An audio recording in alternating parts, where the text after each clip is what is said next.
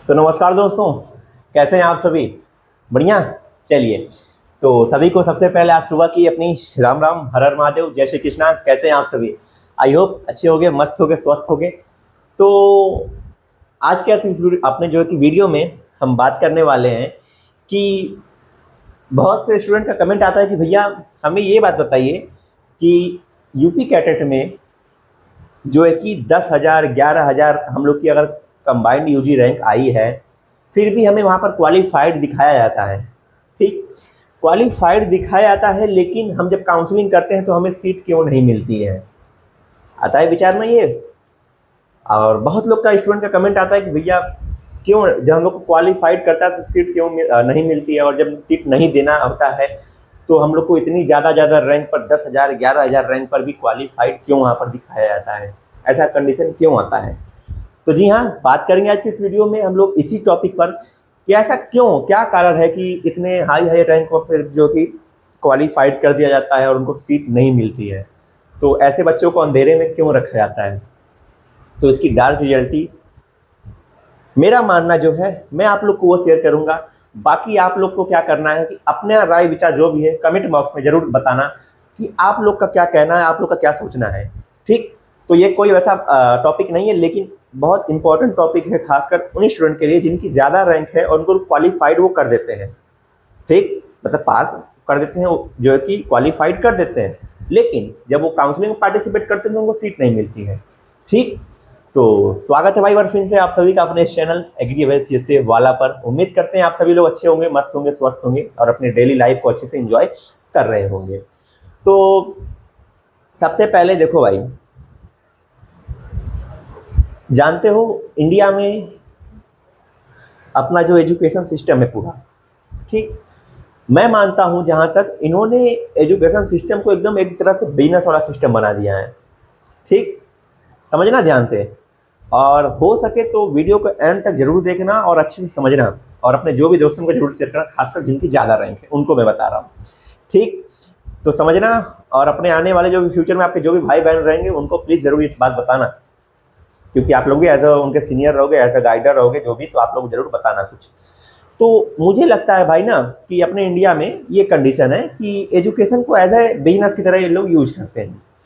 अब मुझे एक बात बताओ, मेरे साइड में सबसे पहले ये चीज़ कंडीशन देखो, ये आपकी यूपी कैडेट की बुलेटिन है जिसमें यूजी का सीट दिखाया गया है कि किस यूनिवर्सिटी में, किस कोर्स में, किस कैटेगरी मतलब जैसे कि जो है कि अपना paid seat, free seat, NRI seat कितनी कितनी है। तो जब आप इस टोटल सीट को काउंट करोगे तो टोटल सीट आपका आएगा 2000 से 2200 से लेके 2300 तक, मतलब 2300 तक ऐसे कुछ सीट है ना, मैंने काउंट किया था। तो यहाँ से रिजल्ट क्या निकल रहा है मैं आप लोग को वो बता रहा हूँ। अब मुझे एक बात बताओ, टोटल ओवरऑल सीट जब मिलाते हैं हम लोग यूजी का, ऑल कोर्सेज का, चाहे वो BSc agriculture, horticulture, forestry, computer science, BTech biotechnology, food technology, dairy technology, engineering हो, ठीक, शुगर चिकन टेक्नोलॉजी हो, कुछ भी हो, XYZ जितनी कोर्सेज हैं सभी को पूरा ओवरऑल यूजी के कोर्स हम मिलाते हैं, तो टोटल सीट कितनी आती है? 2300 या 2400 अप्रोक्स मान लो, 2350 ऐसे कुछ सीट आ रही हैं। मैंने जब काउंट किया तो ऐसे कुछ सीट आती हैं। ठीक है, इतनी सीट आती हैं। अब उसके बाद मुझे एक बात बताइए, टोटल सीट है 2300, ठीक, आप लोग क्वालिफाइड कितना कर रहे हो स्टूडेंट को? 10,000 11,000 रैंक तक। सिंपल सा मतलब वही हुआ ना भाई कि 10,000 स्टूडेंट को आपने पास कर दिया, पास आउट घोषित कर दिया। मान लेते हैं आपने पास आउट घोषित कर दिया, क्या सभी को सीट मिल जाएगी? भाई आप खुद सोचो, इतना तो आप लोग के पास भी दिमाग होगा ना कि 2300 2400 सीट है और आपने 10,000 स्टूडेंट तक जो है कि क्वालिफाइड कर दिया। अब बताओ कितने लोग को, स्टूडेंट को सीट कहाँ मिलेगी? सीट रहनी भी तो चाहिए भाई। तो कुछ हैं चैनल वाले बोलते हैं कि आप लोग को क्वालिफाइड वो क्यों करता है, जब आप लोग को सीट जिसे अगर देना होता, सीट देना है तभी आपको क्वालिफाइड किया है। तो मेरा मानना है भाई ये चीज़ कि ये तख्त गलत है। जो लोग भी कहते हैं कि आपको यूपी कैटेट में क्वालिफाइड किया है, अगर आपका रैंक 11,000 है, 10,000 है, तब भी आपको सीट मिलेगा। मेरा मानना है कि ये गलत है और ऐसा नहीं करना चाहिए। अब उसके पीछे का कारण क्यों है कि ये इतने तक क्वालिफाइड करते हैं? सोचना, एक क्वेश्चन आता है ना दिमाग में कि भाई इतने को 1000 रैंक तक, 10,000 12,000 रैंक तक क्वालिफाइड कर दिया है, लेकिन सीट उतनी है 2300। क्यों किया? जब सीट ही नहीं देनी है। तो भी मैंने बात किया ना कि इंडिया में एजुकेशन को एज अ बिजनेस की तरह यूज करते हैं। बस सेम वही है भाई, थोड़ा सा समझ जाओ। आप लोग काउंसलिंग में पार्टिसिपेट करते हो, ठीक, समझ रहे हो ना। सबसे पहली बात, रजिस्ट्रेशन करते हो, वहाँ पर फीस कितनी देते हो? 1200, 1500 कैटेगरी वाइज, ठीक, इतनी आप लोग फीस देते हो। उसके बाद क्या होता है? आती है आपकी काउंसलिंग की प्रोसेस, ठीक। काउंसलिंग की प्रोसेस आती है, आप उसमें भी फीस देते हो। कितनी देते हो? 1000 रुपये रजिस्ट्रेशन की फीस इस बार हो गई है, तो वो देते हो, ठीक। अब तुम सोचो, कल्पना करो कि जो 10,000 स्टूडेंट है वो सब के सब काउंसलिंग में पार्टिसिपेट करेंगे। हाँ, मानता हूँ मैं कि कुछ स्टूडेंट ऐसे होते हैं जो कि चले जाते हैं दूसरे किसी अदर सब्जेक्ट में, जैसे कहीं और का एग्जाम दिए होते हैं, कुछ लोग नीट का, कुछ लोग अदर किसी में एग्जाम जो किसी और यूनिवर्सिटी का, किसी और कॉलेज का दिए होते हैं, तो वहाँ चले जाते हैं। मान लेते हैं, कितने ही जाते होंगे भाई, 100, 50, 150 यही जाते होंगे। मैं भी देखा हूँ बहुत कम जाते हैं। तो मान लो उतने चले गए, तब भी आपके 10,000 अगर स्टूडेंट हैं, तो सोचो 10,000 स्टूडेंट अगर 1,000 जो कि रजिस्ट्रेशन फीस पेमेंट कर रहे हैं काउंसलिंग का, तो कितना बन जाएगा वो? सोचना ध्यान से। अब उतना बन जा रहा है। अब उसमें से कितने लोग को सीट कितनी है बची टोटल? 2300 सीट। हाँ, 2300 सीट है, तो उसमें कुछ जो टॉप रैंक वाले उनको तो मिलना ही है, ठीक, फ्री सीट उनको मिल जाएगा।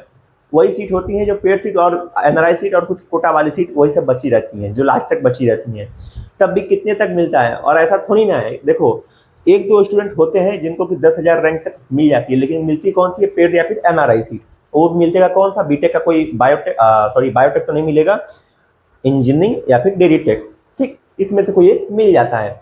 लेकिन पेड सीट मिलता है, और पेड सीट भी मिलता है तो केवल एक ही दो को। आप लोगों ने कभी ऐसा सुना कि 15 स्टूडेंट लाइन से हैं डेयरी टेक्नोलॉजी में, और सभी की रैंक किसी के 10,015 है, 10,050 है, 10,060 है, 10,105 है, ऐसे रैंक है। ऐसा सुना है? आपने जब भी सुना होगा, यही सुना होगा कि कोई एक या दो स्टूडेंट ऐसे हैं जिनकी रैंक 10,000 इतनी है और उसी को सीट मिला है, तो एक दो स्टूडेंट को वो लोग दे देते हैं सीट। अब ऐसा कहो कि तुम सोचो भाई, देखो, बहुत लोग हम मुझे एक कमेंट करते हैं कि भैया मेरी रैंक जो है कि 10,550 है या फिर 10,900 इतनी रैंक है, तो क्या हमें सीट मिल जाएगी? क्योंकि अगली बार जो कि काउंसलिंग में बीटेक वाले स्टूडेंट को इतने तक सीट मिला था।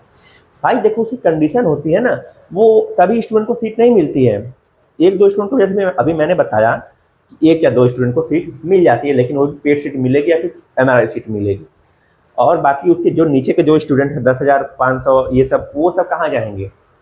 उन सबको सीट नहीं मिलती है ना। तो कंडीशन यही बनती है।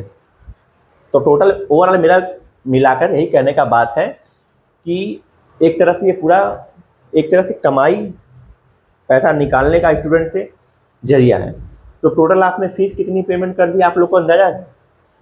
आप लोग का अगर काउंसलिंग के थ्रू एडमिशन नहीं होता है, तब भी आपने कितनी फीस पेमेंट की मालूम है आप लोग को? आपने रजिस्ट्रेशन में फीस किया 1200-1300 पेमेंट, वहाँ 1000 रुपये काउंसलिंग में किया। देन उसके बाद कुछ लोग स्टूडेंट होते हैं जो कि ऑफलाइन काउंसलिंग में, स्पेशल ऑफलाइन काउंसलिंग में पार्टिसिपेट करते हैं, वहाँ पर भी रजिस्ट्रेशन फीस पेमेंट करते हैं, लेकिन उनका नहीं हो पाता है। तो टोटल फीस वो कितनी पेमेंट कर देते हैं? कम कम 4-5 हज़ार रुपये वो केवल पेमेंट कर देते हैं इसी में, अपना काउंसलिंग के प्रोसेस में। तुम सोचो कि 10,000 स्टूडेंट हैं, उसमें से मान के चलो, मैं चलता हूँ कि 2300 स्टूडेंट हैं, 2400 या 2500 इतने ही कुछ स्टूडेंट जो है कि होंगे जिनको एडमिशन मिलेगा। बाकी के स्टूडेंट कहाँ जाएंगे? 7,000 8,000 स्टूडेंट कहाँ जाएंगे? आता है सवाल ना। तो ये ओवरऑल पूरा यूपी कैडेट का माइंड है। यूपी कैडेट का पूरा अपने इंडिया में जितने भी एग्जाम होते हैं, उनका मेन मोटिव यही होता है कि कैसे भी, इतना सोचो तुम भाई को, कभी कल्पना करना कि एक छोटा सा एग्जाम है यूपी कैडेट, अपने स्टेट लेवल का है, यूपी में ही होता है, तो इसमें इतने स्टूडेंट पार्टिसिपेट करते हैं, हर साल 15,000 20,000 ऐसे स्टूडेंट पार्टिसिपेट करते हैं, ठीक। तो उसमें से बताओ तुम इतने पेमेंट ले जाते, तो पेमेंट का क्या होता है? पूरा ओवरऑल खर्चा जो है कि कमाई करने का गिरा तो जरिया है यूपी गवर्नमेंट का, अपने इस एजुकेशन सिस्टम का, ठीक। तो आज के इस वीडियो में हमारे इस कहने का मतलब क्या निकला? कुछ लोग सोचे कि भैया क्या ही, इससे क्या ही हो जाएगा। तो भाई इससे बहुत बड़ा इफेक्ट पड़ता है आपके ऊपर। आपको सोचना चाहिए इस पर कि अगर मेरी इतनी रैंक है, तो मैं इसलिए कह रहा हूँ क्योंकि भाई देखो, पैसा जिसके पास है वो तो ठीक है। मैं कह रहा हूँ कि भाई जो लोग फार्मर फैमिली से बिलोंग करते हैं, जो लोग रूरल फैमिली से, रूरल एरिया से, गांव वाले इलाके से आते हैं, जिनके लिए भाई 1000 रुपये बहुत बड़ी बात होती है, ठीक, कहीं ना कहीं उनकी 2 दिन की कमाई होती है। तो तुम सोचो ऐसे कोई यार अपनी कमाई मतलब ऐसे ही बस पैसे उड़ाते रहो, ये नहीं है ना बात। हाँ ठीक है भाई एजुकेशन में लगाते हो, लेकिन एजुकेशन का मतलब ये नहीं कि हर जगह कहीं भी कुछ भी पैसा जो कि लगा दो। एक होता है भाई ना कि है यहाँ पर सिक्योर है, सही है, कंठस्थ है कि मिल जाएगा, ये है, तब तक ये रहता है। हाँ कुछ लोग की रैंक होती है भाई 7000 8000, तो उनको मैं कहता हूँ कि पार्टिसिपेट करो, लेकिन आप लोग का मैं यही कहूँगा कि ये उम्मीद में मत रहना कभी भी आप लोग काउंसलिंग में कि पार्टिसिपेट करेंगे तो हमको सीट मिल ही जाएगा, एकदम कंठस्थ है। क्योंकि कंडीशन रहती है भाई हर साल। आप लोगों ने अभी सीट का जो कि नंबर ऑफ सीट देख ही लिया, 23 और 24 सीट हैं, तो उसमें से मान के चलो मैं चलता हूँ कि कुछ सीट आपकी जो फ्री सीट हैं वो भर जाती हैं। टॉप रैंक वाले स्टूडेंट जितने भी हैं, 1000-1200 रैंक वाले, वो सब भर लेते हैं। उसके बाद की जो सीटें हैं वो कहाँ जाती हैं, वही फ़र्क पड़ता है कि वो सब सीट जो कोटा वाली पेड सीट ये सब भरते हैं, लेकिन कुछ सीट होती हैं जिनको बाद में कन्वर्ट करते हैं। तो इसीलिए मैं कहता हूँ कि आप लोग लास्ट काउंसलिंग तक पार्टिसिपेट करो। हाँ लेकिन एक कंडीशन है कि भाई जिनकी रैंक बहुत ज़्यादा है तो उनको मैं कहता हूँ कि आप लोग फिर से दोबारा ट्राई करिए, क्योंकि या फिर आप लोगों ने अगर कहीं अदर और किसी कॉलेज यूनिवर्सिटी का फॉर्म भरा है तो वहाँ पर एडमिशन ले लीजिए। कोई फ़र्क नहीं पड़ता कि आप इस यूनिवर्सिटी में पढ़ोगे बीएससी एग्रीकल्चर यहीं से या फिर कोई भी कोर्स यहीं से करोगे तभी आपका हो पाएगा। ऐसा कोई रूल रेगुलेशन कोई नियम नहीं है। इसीलिए कहते हैं भाई कि आप लोग को जहाँ एडमिशन मिले बस एक ऑथेंटिक यूनिवर्सिटी हो, मान्यता प्राप्त यूनिवर्सिटी हो यूजीसी से, वहाँ पर एडमिशन ले लो बस, और कुछ नहीं चाहिए। ठीक, तो मेरा मिलाकर यही बात करना का आज इस वीडियो में उद्देश्य था कि भाई आप लोग समझो थोड़ा सा इस एजुकेशन सिस्टम को और जो है कि इस मास्टरमाइंड को, इस पैसे वाले खेल को।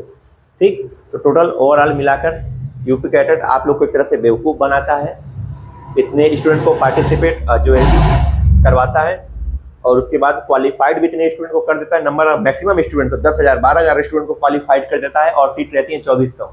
तो ध्यान रखना, थोड़ा सा अपने राय विचार जो भी है प्लीज़ आप लोग कमेंट बॉक्स में बताना मुझे कि जो मैं कह रहा हूँ वो सही है या फिर आप लोग जो कह रहे हो आपका क्या मानना है, वो आप लोग प्लीज़ ज़रूर बताना। ठीक, तो टोटल मिला के जो भी था मैंने बता दिया कि कंडीशन नहीं होती है और किन स्टूडेंट को पार्टिसिपेट करना चाहिए, इनको नहीं करना चाहिए। ठीक है, ध्यान रखिएगा, और जिनकी भी ज़्यादा रैंक है प्लीज़ आप लोग निराश ना होके दोबारा नेक्स्ट ईयर अच्छे से ट्राई करिए या फिर किसी और यूनिवर्सिटी में ट्राई करिए एडमिशन लेने का। ठीक, तो चलते हैं, फिर मिलेंगे आपसे जल्दी नेक्स्ट वीडियो में नेक्स्ट टॉपिक पे अपने इसी चैनल एग्री सीएसए वाला पे। तब तक के लिए आप लोग प्लीज़ चैनल पे अपना सपोर्ट बनाए रखिएगा और अपने जो भी दोस्त हैं उनको ज़रूर शेयर करिएगा। ठीक, तो चलते हैं, तब तक के लिए सभी का धन्यवाद। मिलते हैं आपसे जल्दी अपने इसी चैनल पर।